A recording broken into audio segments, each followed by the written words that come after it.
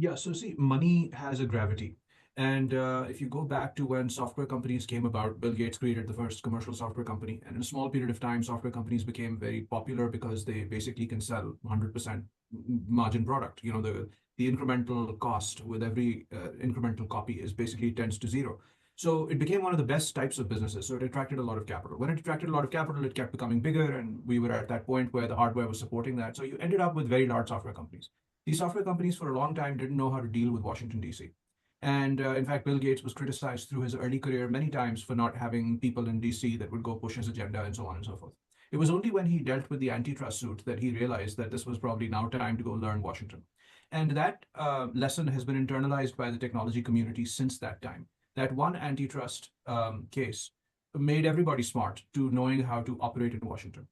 So you had two things. You had the collection of money is gravity, in these companies which have extremely high margin. And then you had a connection with how Washington is run.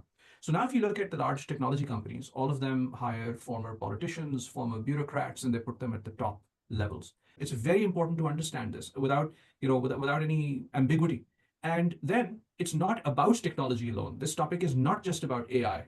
You now see nexuses develop between people that are wanting to sell more software to government customers, paying money to the same politicians, those politicians in turn buying more software. So in a system, even like ours, which is a higher quality system than most other places in the world, that level of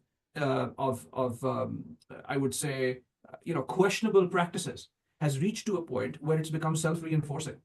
And the problem is not just who controls the LLMs controls AI. Because now, if somebody comes out with a better LLM, you take all the other non-technical capabilities that these companies have built. How many people they have in Washington, how many congressmen they're close to, all of this kind of stuff, the political, non-technical stuff. And they're able to say, no, this LLM is banned. Okay, somebody comes up with the best drone. They say, no, that drone is banned. Somebody is importing a certain type of raw material, and now these guys can say, oh, no, that's banned.